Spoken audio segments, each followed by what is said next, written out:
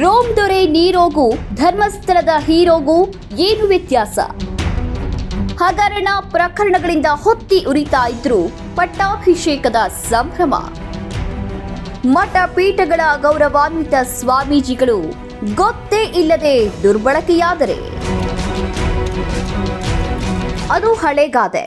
Rome ಹೊತ್ತಿ ಉರಿತಾ ಇದ್ರೆ ಆ ದೇಶದ ರಾಜ ನೀರೋ ಪೆಟೀಲು ಬಾರಿಸ್ತಾ ಇದ್ದಂತೆ. ಹಾಗಾಯ್ತು ನಮ್ಮ ಧರ್ಮಸ್ಥಳದ ಹೀರೋ ಕತೆ. ಒಂದ್ ಕಡೆ ಧರ್ಮಸ್ಥಳದಲ್ಲಿ ಅತ್ಯಾಚಾರ, ಅವ್ಯವಹಾರ, ಅನಾಚಾರಗಳ ಬಗ್ಗೆ ಆರೋಪದ ಮೇಲೆ ಆರೋಪಗಳ ಸುರಿಮಳೆಯಾಗಿದೆ. SIT ತನಿಖೆ ನಡೀತಾ ಇದೆ. ಕೆಲವು ಪ್ರಕರಣಗಳು ನ್ಯಾಯಾಲಯದಲ್ಲಿವೆ.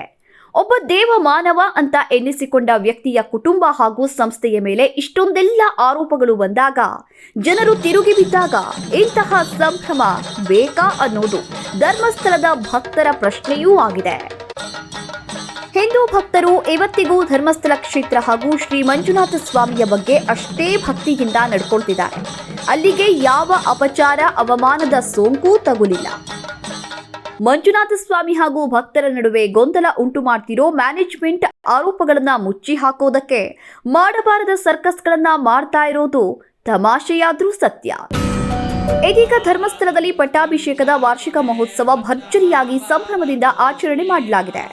ವೀರೇಂದ್ರ ಹೆಗ್ಗಡೆಯವರು ಪಟ್ಟಕ್ಕೇರಿ 58 ವರ್ಷ ಕಳೆದ ಹಿನ್ನೆಲೆಯಲ್ಲಿ ಜೋರಾದ ಸಂಭ್ರಮ ಸಡಗರ ನಡೆದಿದೆ. ಬಹುಶಃ ಈ ವರ್ಷ ಎಂದಿಗಿಂತ ಹೆಚ್ಚೇ ಸಂಭ್ರಮ ತೋರ್ಪಡಿಸಿಕೊಳ್ಳುವ ಪ್ರಯತ್ನ ನಡೆದಿದೆ. ಅಲ್ಲಿ ಸುತ್ತಮುತ್ತ ಅತ್ಯಾಚಾರಕ್ಕೊಳಗಾದ ನೂರಾರು ಹೆಣ್ಣು ಮಕ್ಕಳ ಆತ್ಮಗಳ ಚೀರಾಟ ಈ ಸಂಭ್ರಮದ ಗೌಜಿನಲ್ಲಿ ಯಾರಿಗೂ ಕೇಳಿಸಿಯೇ ಇಲ್ಲ.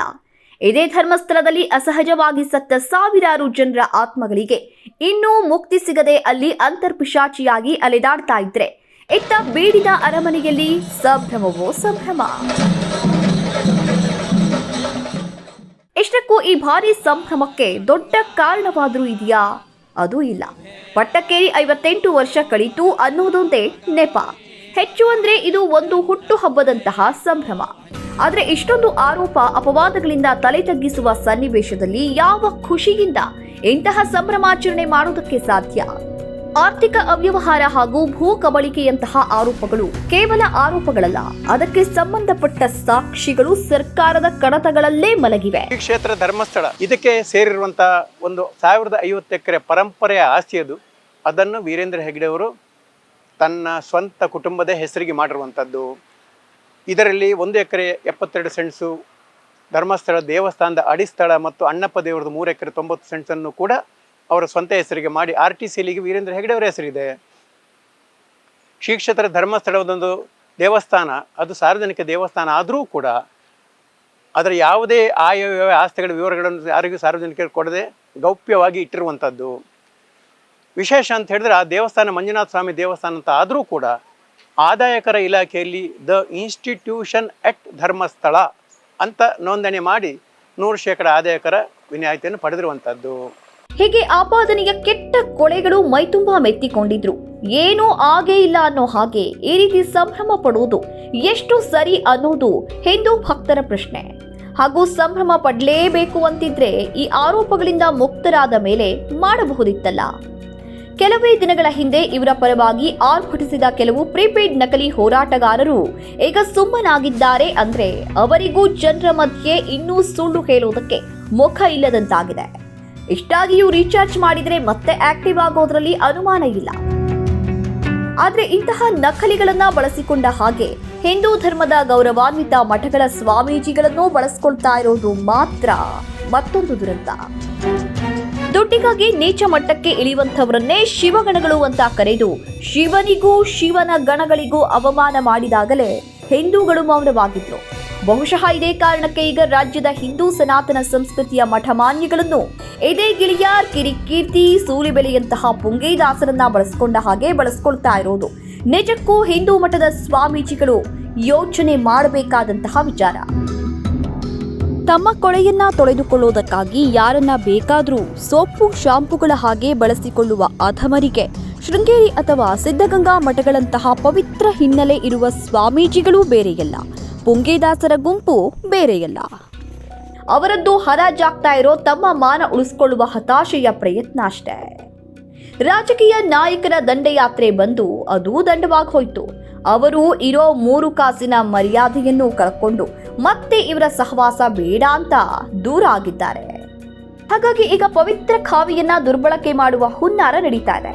ಇದನ್ನ ಶೃಂಗೇರಿ ಪೀಠ ಅಥವಾ ಸಿದ್ಧಗಂಗಾ ಮಠದ ಸ್ವಾಮೀಜಿಗಳು ಅರ್ಥ ಮಾಡ್ಕೊಳ್ಬೇಕಾಗಿತ್ತು. ಈ 58 ವರ್ಷದಲ್ಲಿ ಯಾರೂ ಊಹೆ ಮಾಡಲಿಕ್ಕೆ ಸಾಧ್ಯ ಆಗದಿರುವಂತಹ ಸಾಧನೆಗಳನ್ನು ಅತ್ಯಂತ ಎತ್ತರಕ್ಕೆ ಬೆಳೆಸಿರುವಂತಹ ಕೀರ್ತಿಗೆ ಪಾತ್ರ ಆಗಿರುವಂತಹ ಅವರು ಪೂಜ್ಯ ಹೆಗ್ಗಡೆಜಿಯವರು. ಅದರಲ್ಲೂ ಸಿದ್ಧಗಂಗಾ ಮಠದ ಹಿರಿಯ ಶ್ರೀಗಳು ಹಾಕಿಕೊಟ್ಟಿರುವಂತಹ ಮೇಲ್ಪಂಕ್ತಿಯಾದರೂ ಎಂಥದ್ದು? ಎಲ್ಲ ರಾಜಕೀಯ ಅವ್ಯವಹಾರಗಳಿಂದ ದೂರವಿದ್ದು ಪರಿಶುದ್ಧವಾದ ಸೇವೆಗೆ ಜಗತ್ತಿನಲ್ಲೇ ಹೆಸರಾದ ಸಿದ್ಧಗಂಗಾ ಮಠದ ಈಗಿನ ಶ್ರೀಗಳು ಹೇಗೆ ಕಳಂಕ ಹೊತ್ತವರ ಜೊತೆ ಹೋಗಿ ನಿಲ್ಲೋದು ಎಷ್ಟು ಸರಿ ಅನ್ನೋದು ಮಠದ ಭಕ್ತರ ಪ್ರಶ್ನೆಯೂ ಆಗಿದೆ. ನಿಜಕ್ಕೂ ಧರ್ಮಸ್ಥಳದಲ್ಲಿ ಸರಣಿಯಾಗಿ ಅತ್ಯಾಚಾರಕ್ಕೊಳಗಾದ ಹಿಂದೂ ಹೆಣ್ಣು ಮಕ್ಕಳ ಬಗ್ಗೆ ಈ ಸ್ವಾಮೀಜಿಗಳು ಪ್ರಶ್ನೆ ಮಾಡಬೇಕಿತ್ತು. ಒಂದು ಧಾರ್ಮಿಕ ಕ್ಷೇತ್ರದಲ್ಲಿ ಸಾವಿರಾರು ಹಿಂದೂಗಳ ಅಸಹಜ ಸಾವುಗಳು ಹೇಗಾಗುತ್ತವೆ ಅನ್ನೋದರ ಬಗ್ಗೆ ಈ ಸ್ವಾಮೀಜಿಗಳು ಮಾತನಾಡಬೇಕಿತ್ತು. ದೇವರ ಹೆಸರಿನ ಸಾವಿರಾರು ಎಕರೆ ಜಾಗವನ್ನ ಕುಟುಂಬದ ಆಸ್ತಿಯನ್ನಾಗಿ ಮಾಡಿಕೊಂಡವರನ್ನ ಈ ಸ್ವಾಮೀಜಿಗಳು ಕರೆದು ವಿಚಾರಿಸಬೇಕಾಗಿತ್ತು. ಸರ್ಕಾರದ ಸಾವಿರಾರು ಎಕರೆಗಳ ಭೂಕಬಳಿಕೆ ಕಾನೂನು ಹಾಗೂ ನೈತಿಕತೆಗೆ ವಿರೋಧವಾದ ಬಡ್ಡಿ ದಂಧೆಯಲ್ಲಿ ಲಕ್ಷ ಕೋಟಿಗಳ ಅವ್ಯವಹಾರದ ಬಗ್ಗೆ ಈ ಸ್ವಾಮೀಜಿಗಳು ಗಮನ ಸೆಳೆದು ಹಿಂದೂ ಬಾಂಧವರಿಗೆ ಒಳಿತು ಮಾಡಬೇಕಾಗಿತ್ತು. ಆದ್ರೆ ಇವರು ಕೂಡ ಅಸಹಜ ಸಾವುಗಳ ಸಮಾಧಿ ಮೇಲೆ ನಡೀತಾ ಇರೋ ಸಂಭ್ರಮದಲ್ಲಿ ಭಾಗಿಯಾಗಿದ್ದು ನಿಜಕ್ಕೂ ನಿಜವಾದ ಹಿಂದೂಗಳ ಮನಸ್ಸಿಗೆ ಘಾಸಿಯಾಗಿದೆ. ಜೊತೆಗೆ ಅಂತಹ ಘನತೆ ಇರುವಂತಹ ಮಠಗಳ ಸ್ವಾಮೀಜಿಗಳು ಅವರಿಗೆ ಗೊತ್ತೇ ಇಲ್ಲದೆ ದುರ್ಬಳಕೆಯಾಗಿದ್ದು ಇನ್ನಾದರೂ ಅರ್ಥ ಮಾಡ್ಕೊಳ್ಬೇಕಾಗಿದೆ.